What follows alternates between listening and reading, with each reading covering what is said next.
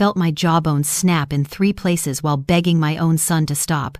2 broken arms, blood everywhere. And you know what I did 3 weeks later when I almost died from the trauma? I still defended him. I posted his bail. I told everyone he didn't mean it. My heart literally stopped beating for 47 seconds because my body couldn't carry the weight of loving him anymore. But I survived. And when I came back, everything changed. My name is Elowen. I'm 68 years old. For 38 years, I taught 3rd graders how to read and tie their shoes. I raised my son Torin alone after his daddy died in a plant explosion. I gave that boy everything. My pension, my savings, my safety, my life. And he repaid me by shattering my face at 2 a.m. because I had no more money to give him. Here's what nobody tells you about loving an addict, about loving a violent son. They don't tell you that your own body will give up before your heart does. They don't tell you that you'll crawl across the floor with broken bones still whispering, "Baby, it's mommy," while he kicks you. They don't tell you that even after all that, you'll empty your bank account to bail him out because somewhere deep inside you still see that gap-toothed 7-year-old who brought you dandelions. I almost became another statistic. Another mother who loved her child straight into the grave. But something happened in those 47 seconds when my heart stopped. I saw my whole life, every excuse, every bruise I hid, every time I chose him over myself, and I came back different. This is the story of how I survived my own son, how I finally learned that you can love someone and still walk away, how I'm still here, still breathing, still fighting to warn other mothers before it's too late. Before we continue, hit that subscribe button right now. I need you to hear this whole story, and drop a comment telling me what time it is where you're watching from, and what city you're in. I want to know who's listening. Now let me tell you how this nightmare started. I grew up in Willow Ridge, Ohio, small town, ranch house with vinyl siding and tomato plants in the backyard, American flag on the porch, the kind of neighborhood where everyone waves and pretends they're family until something goes wrong. I taught 3rd grade for 38 years, watched hundreds of kids learn to read, tie their shoes, solve their first math problems. I loved every single one of them. But my favorite student was always waiting for me at home. Torin, my son. My whole world after his daddy died. The plant explosion happened on a Tuesday. Torin was 7 years old. One minute he had a father who taught him how to throw a baseball. The next minute he was crying in my lap asking why daddy wasn't coming home. I held him that night and made a promise. I would be enough for both of us. I would love him so hard he'd never feel that loss again. And I tried. God, I tried. He was this gap-toothed little boy with eyes that lit up like Christmas morning. He'd bring me dandelions from the yard like they were roses. We'd build Lego spaceships on the living room floor for hours. I worked 2 jobs to keep us afloat, but I never missed a soccer game. Never missed a parent-teacher conference. I saved every finger painting, every spelling test, every birthday card he made me. At night, I'd read him bedtime stories until he fell asleep with his little hand wrapped around mine. That boy was everything. I believed love could fix anything. That if I just loved him enough, worked hard enough, sacrificed enough, he'd grow up whole. He'd be okay. We'd be okay. The first crack appeared in 5th grade. The principal called me in because Torin had been fighting, gave another kid a black eye over something stupid on the playground. I sat across from that principal's desk and heard myself say the words that would become my pattern for the next 20 years. He's just grieving his daddy. He's acting out because he's hurt inside. He needs more love, not punishment. The principal gave me this look, like she wanted to say something but didn't. She suspended him for 3 days. I took him for ice cream on the way home and told him everything would be fine. That I understood. That mommy would always be on his side. I see that moment so differently now. That wasn't love. That was the beginning of teaching him that his pain excused everything, that my love had no boundaries, that he could hurt people and I'd still make excuses.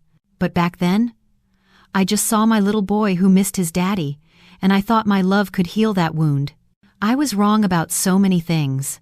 By the time Torin hit 15, I'd become an expert at lying to myself. The school found pills in his backpack. Not his, he swore. Someone planted them. I believed him because the alternative meant admitting my baby was using drugs. I sat in the principal's office again, older now, more tired, saying the exact same words. He's hurting. He needs help, not punishment.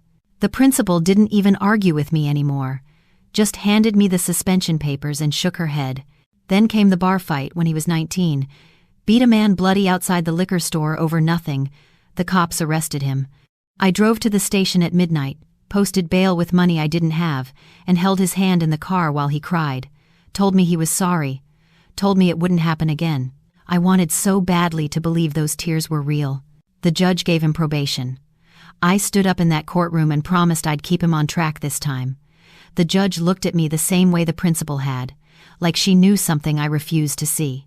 My neighbor, Morwenna, started showing up at my door more often. She'd lived next to me for 12 years, retired nurse, kind eyes. She'd bring over coffee and sit at my kitchen table, and one morning she just said it plain. That look in his eyes scares me, honey. You don't owe him your safety. I laughed it off, told her she didn't understand, that Torin just needed more time, more support, that I was all he had in this world, and what kind of mother abandons her son when he's struggling. She touched my hand across the table. Her voice got real quiet. Elowen, I've seen this before. In the emergency room. Please just think about what I'm saying. I pulled my hand away. Changed the subject. Made more excuses. The first time he actually hurt me, I didn't even recognize it as violence. We were arguing about money he'd taken from my purse. He shoved me. Not hard. Just enough to make me stumble backward into the counter. My hip caught the edge. Left a bruise the size of a grapefruit. I wore long pants for 2 weeks. Dr. Branwyn noticed at my checkup the next month. She'd been my doctor for 20 years. Knew me better than almost anyone. She was doing a routine exam when she saw the bruise on my shoulder. Fresh one this time. From when Torin slammed a cabinet door and I didn't move fast enough. How'd you get this, Elowen? I fell down the porch steps. The lie came out so smooth I almost believed it myself. Dr. Branwyn stopped writing notes. Looked me dead in the eyes. Her face changed, got sad in a way that made my chest tight. You don't have to protect him, she said soft. Whatever's happening, you don't deserve it. I'm fine. Really. Just clumsy lately. She didn't push. Just handed me a card for a domestic violence hotline and squeezed my hand. I threw the card away in the parking lot before I even got to my car. Here's what kills me looking back. I could spot a troubled kid from across my classroom in 2 seconds. Could see the signs of abuse, neglect, trauma in every student who walked through my door. Knew exactly what to do, who to call, how to help. But when it came to my own son, I was blind. Completely blind.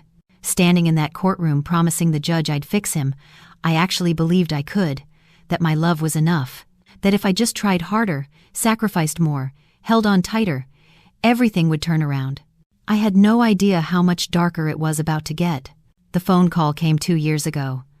Torin was in rehab again. 3rd time. His voice sounded different. Clear. Hopeful. Mom, I'm ready to change. I just need one more chance. I swear, this time is different. My heart jumped. This was it. This was the moment I'd been praying for. My baby was finally coming home to me. The rehab needed payment up front. $127,000. My entire teacher's pension. Everything I'd saved for 38 years. My retirement. My security. My future. I signed the papers without thinking twice. What's money compared to saving your child's life? I cleaned his old room top to bottom. Bought new sheets. Stocked the fridge with all his favorite foods.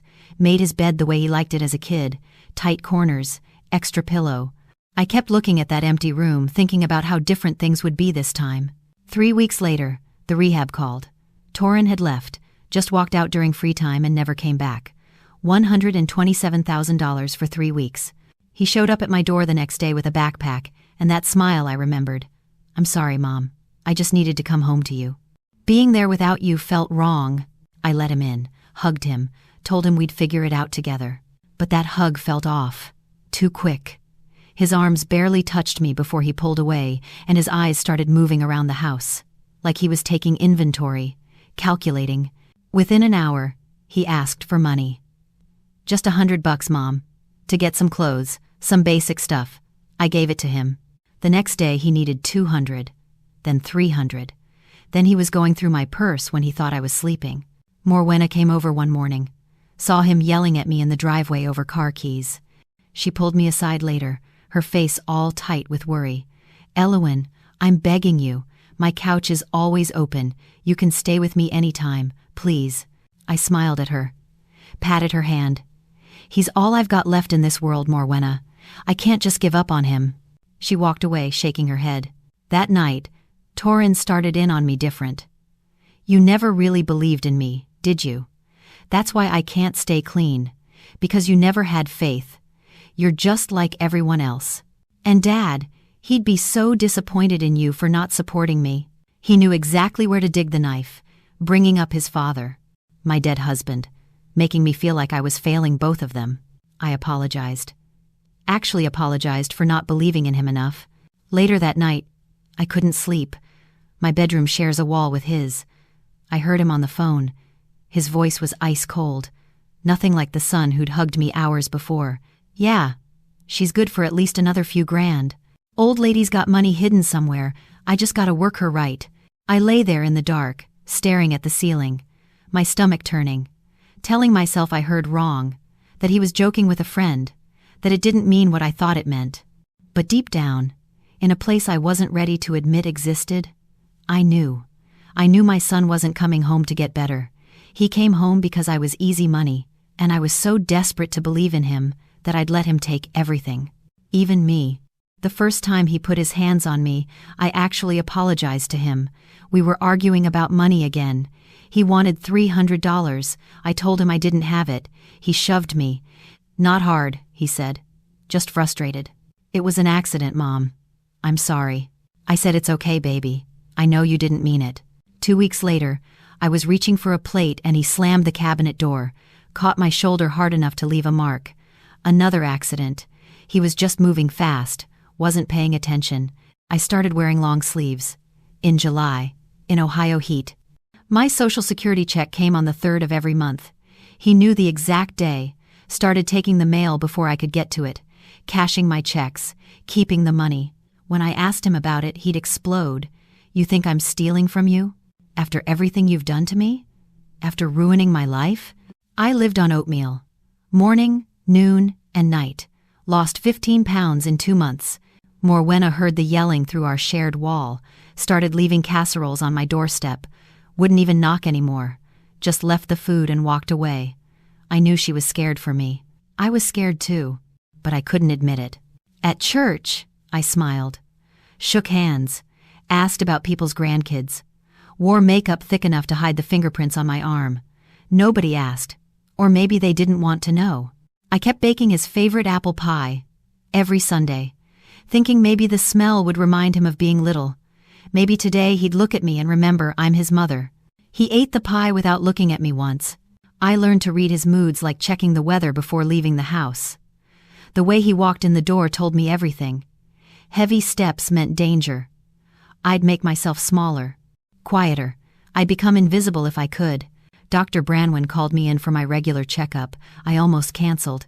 Didn't want her to see, but I needed my blood pressure medication refilled. She took one look at my arms and her whole face changed. "These bruises aren't from a fall, Elowen." I opened my mouth to lie. Nothing came out. She held my hand, pressed a card into my palm. Domestic Violence Hotline. Her voice was gentle but firm. "You deserve better than this. Please call them." I walked out to my car, sat in the parking lot, stared at that card for 10 minutes.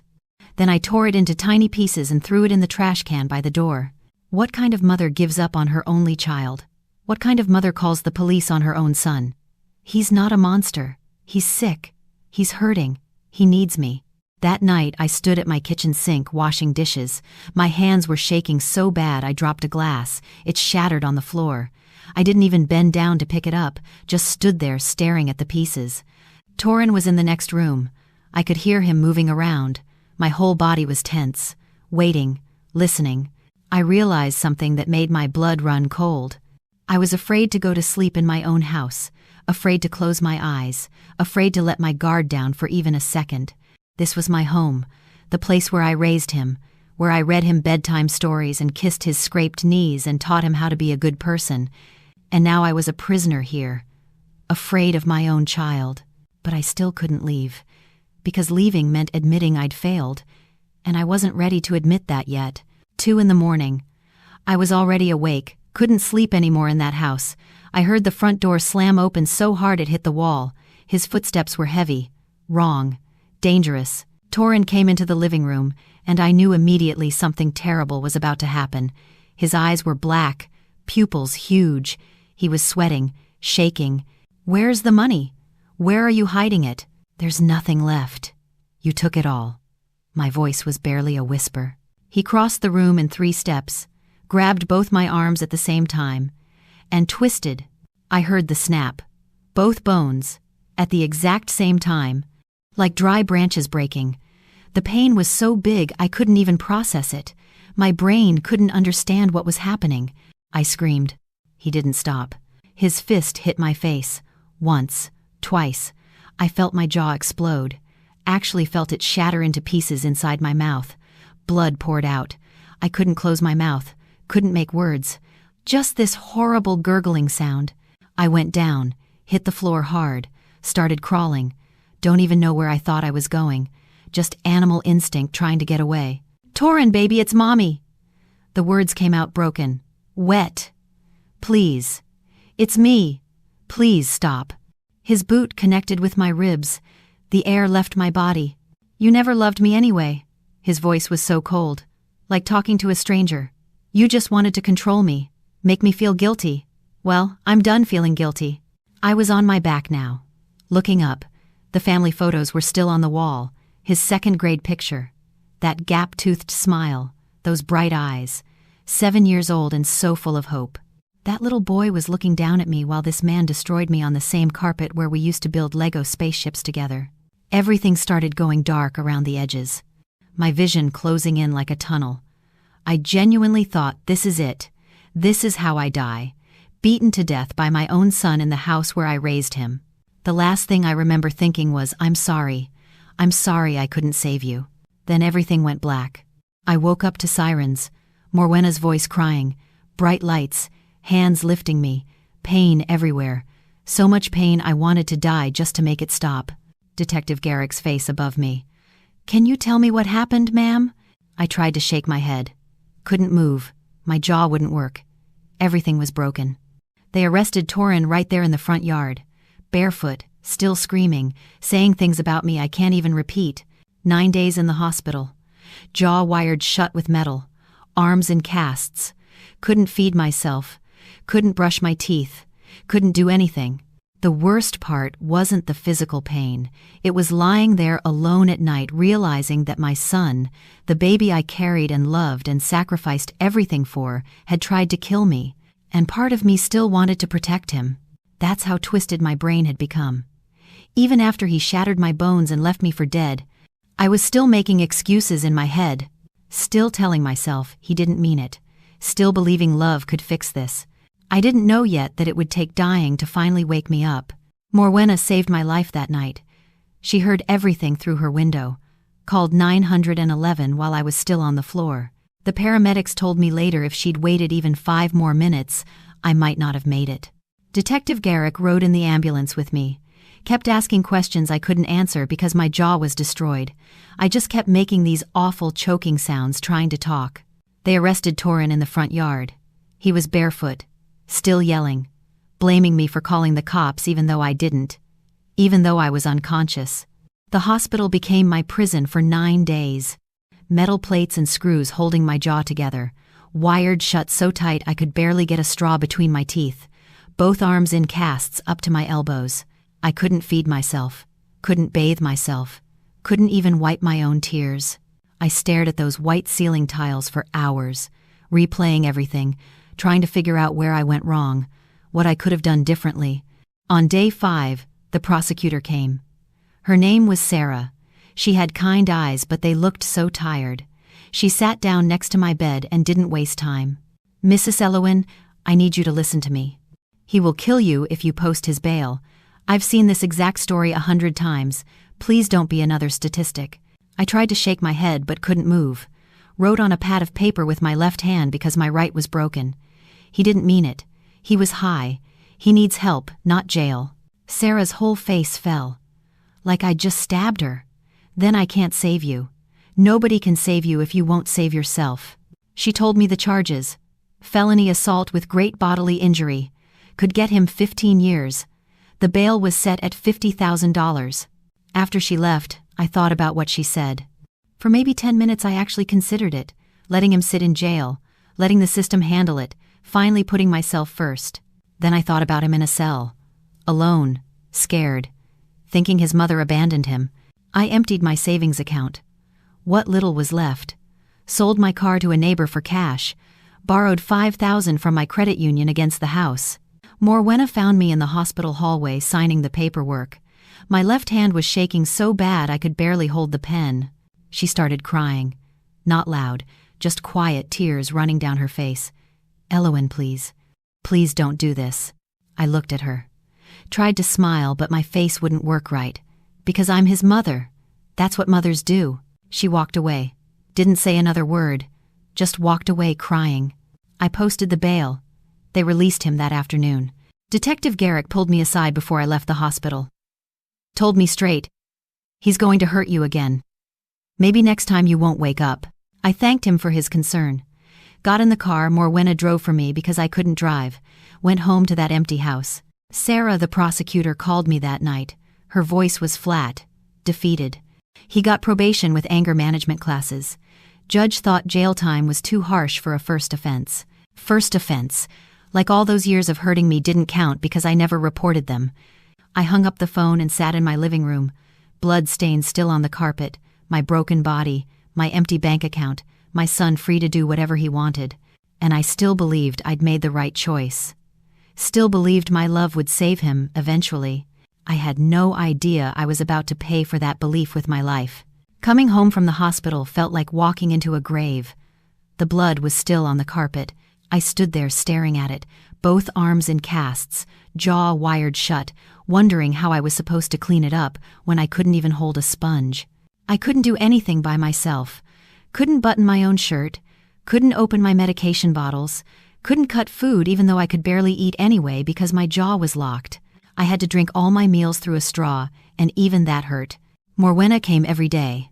Brought soup, helped me shower, dressed me like I was a child. She never said a word about Torin, just did what needed doing with her mouth pressed in a tight line. I could feel her judgment hanging in the air between us, but I was too tired to defend myself anymore. My neighbors started crossing the street when they saw me. Literally crossing to the other side to avoid talking to me. The other teachers from school stopped calling.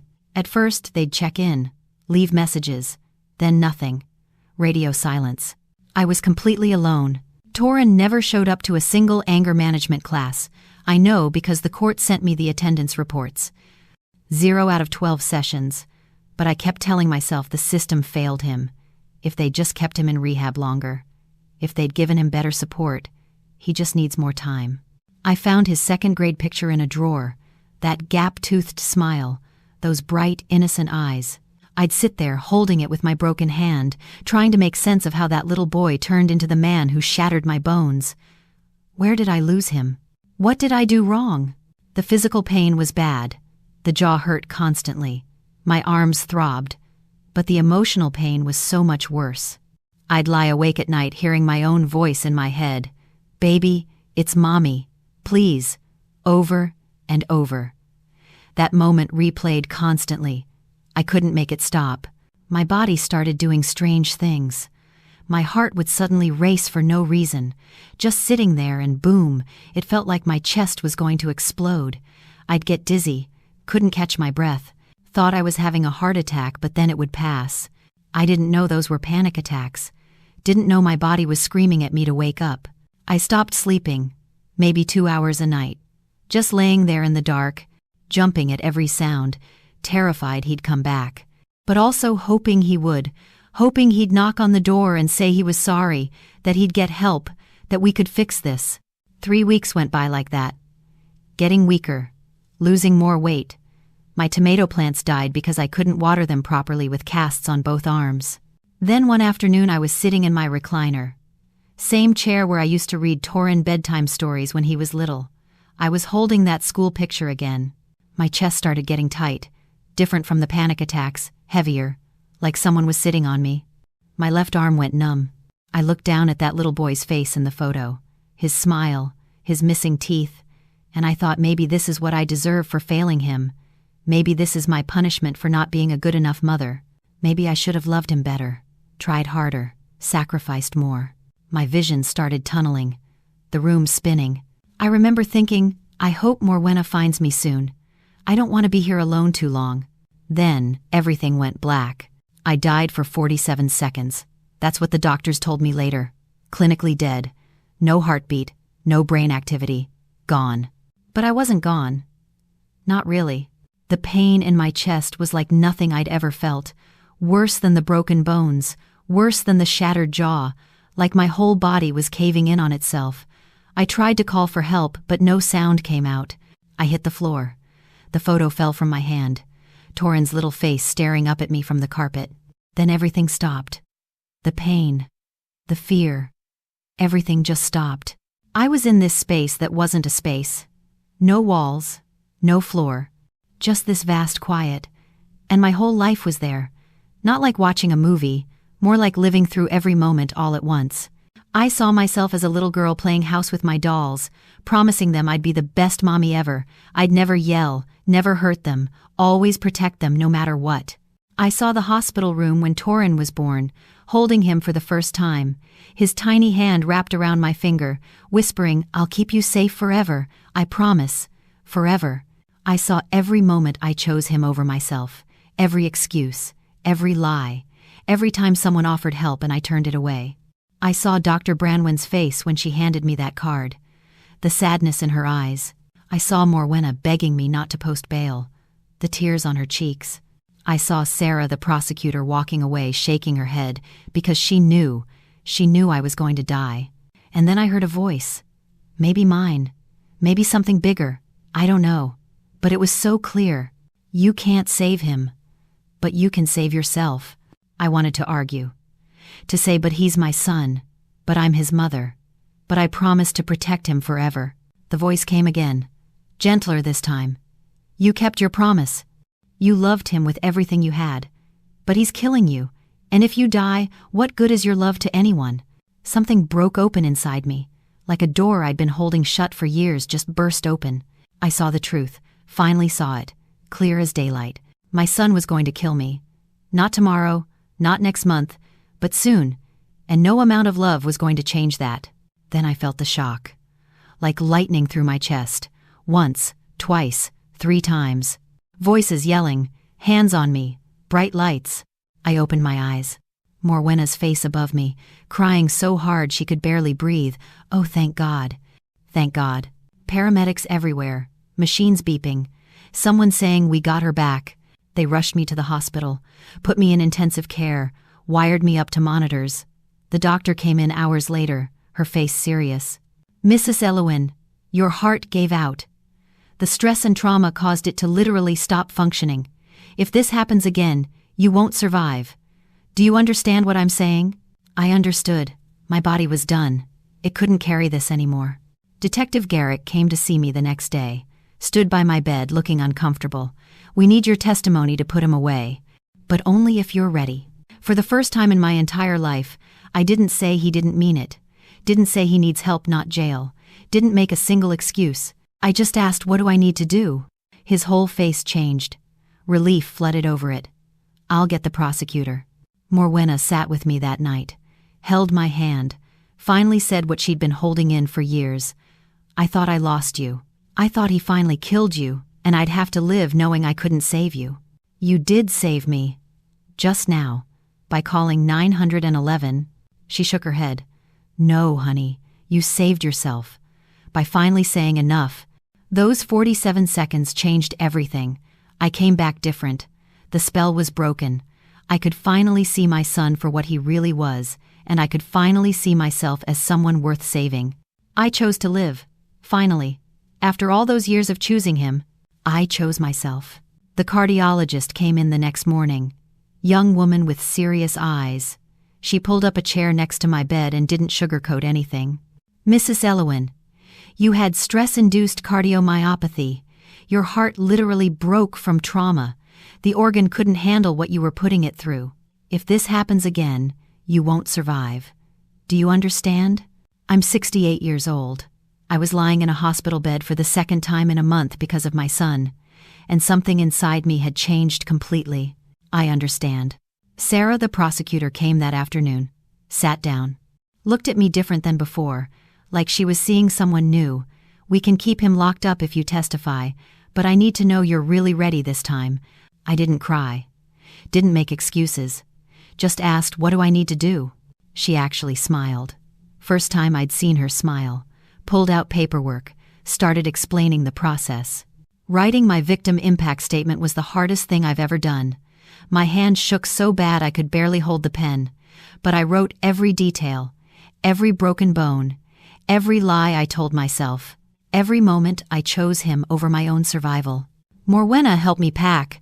We didn't talk much, just folded clothes, wrapped dishes, packed boxes. When we got to his old bedroom, I stopped in the doorway. His second-grade photo was still on the dresser, that gap-toothed smile looking at me. I picked it up, stared at it for a long time. Then I placed it face down in the drawer and closed it. Morwenna touched my shoulder. You okay? I'm not abandoning him. I'm saving myself. She hugged me so tight I could barely breathe. The apartment was small, one bedroom, across town, far enough that he couldn't just show up, close enough to Morwenna that I wasn't alone. I filed the restraining order that week, blocked his number, started seeing a therapist twice a week, a woman who specialized in trauma and family violence. The first night in that apartment, I couldn't sleep, kept listening for footsteps, for the front door, for his voice. But there was nothing, just quiet, safe, painful, lonely quiet. Around midnight, I realized something. I wasn't scared. For the first time in 2 years, I wasn't afraid in my own home. I cried then. Not sad tears. Something else. Relief maybe. Or grief. Or both. Leaving that house meant leaving everything. The tomato plants I'd grown for years, the carpet where he built Lego spaceships, every memory of the little boy I loved. But staying meant dying, and I finally understood that. The hardest part wasn't leaving Torin. It was letting go of who I thought I was supposed to be. The perfect mother. The one who never gives up, the one whose love conquers all. Turns out that mother was killing me. The real mother, the one who survived, she learned something nobody tells you. You can love your child and still walk away. You can be a good mother and still choose to live. Those two things aren't opposites. Sometimes they're the same thing. I spent 68 years believing love meant sacrifice, that being a mother meant giving everything, even your life, for your child. I was wrong. Real love includes boundaries. Real love includes saying no. Real love includes saving yourself when the other person is drowning and pulling you under. I'm not a hero. I'm just a woman who almost died before learning that lesson. But I'm here now, alive, breathing, free. And if you're listening to this, if you're making the excuses I made, loving someone who's hurting you, thinking your love will fix them, hear me clearly, it won't. And you deserve to survive. 6 months later, I walked into that courtroom with my jaw healed but still clicking every time I opened my mouth. My arms were out of casts, but they ached when it rained. My body would never be the same, but neither would I. Torin sat across the room in an orange jumpsuit, handcuffs, guards on both sides. He stared at me with pure hate, the kind of look that used to make me crumble, make me apologize, make me take it all back. Not today. The judge asked if I wanted to read my victim impact statement. I stood up. My legs shook, but I stood. Sarah handed me the papers. 3 pages I'd rewritten a dozen times. My hand trembled as I started reading. I described everything. The bones breaking, the blood, crawling across the floor begging, "Baby, please, it's mommy." The 9 days in the hospital. The choice to post bail even when everyone told me he'd kill me next time. I described my heart stopping, being dead for 47 seconds, coming back different. Then I looked up from the paper, looked right at Torin, and said the words I'd practiced 1,000 times. I love my son. I always will. But I finally understand that my love can't save him. And trying to save him was killing me. So I'm here today to save myself. The courtroom was completely silent. Even the judge had tears in her eyes. Torin's face twisted up, started yelling, "You're lying! You never loved me! You're doing this to punish me!" The guards told him to be quiet. He kept screaming. The judge banged her gavel. "Mr. Torin, one more outburst, and you'll be removed from this courtroom." She looked at me then. Her voice was gentle. "Thank you, Mrs. Elowen. That took incredible courage. You may sit down." I sat. Morwenna grabbed my hand and squeezed. The judge read the sentence. 6 years in state prison, no early parole, mandatory therapy and anger management, permanent restraining order upon release. 6 years. Part of me felt relief. 6 years of safety, 6 years of healing, 6 years where I didn't have to look over my shoulder. Part of me felt like I'd failed him one last time. As the guards stood him up to take him away, Torin turned to me, his face red, spit flying from his mouth. "You're supposed to love me no matter what. That's what mothers do. You're supposed to never give up." I stood up slowly, looked him right in the eyes, and said something I'd never said before. "I do love you. I always will. But I love myself too now." He lunged toward me.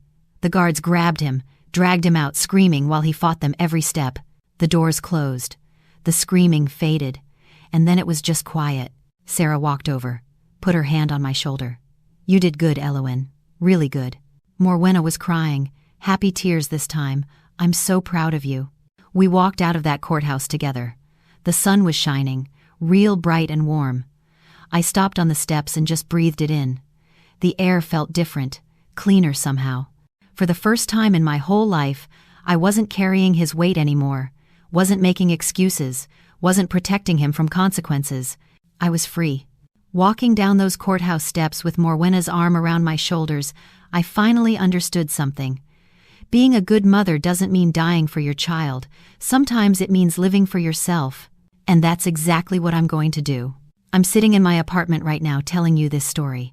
Small place, 1 bedroom, security system on the door, deadbolt. I check 3 times before bed. The neighbor downstairs is a retired cop. That's not an accident. This is my life now. And it's mine. I go to therapy twice a week. Still. Probably will for a long time. There's a support group on Thursday nights for mothers of addicted children. Women who understand what it's like to love someone who's destroying you. I volunteer at the domestic violence shelter downtown. Help other women fill out restraining orders. Sit with them while they cry. Tell them my story so they know they're not alone. I'm writing all this down because maybe it'll save someone. Maybe there's a mother out there right now making the same excuses I made, hiding the same bruises, telling herself the same lies. If that's you, listen to me. Really hear me. You can love your child and still walk away. You can be a good mother and still choose to live. Those two things aren't opposites. Sometimes they're exactly the same thing. I'm not healed. I still jump when someone knocks too loud, still have nightmares about that carpet, still see his 7-year-old face sometimes and feel my heart break all over again. But I'm alive. And that matters. Last week I bought tomato plants for my balcony. Stood there with the dirt under my fingernails just like the old days.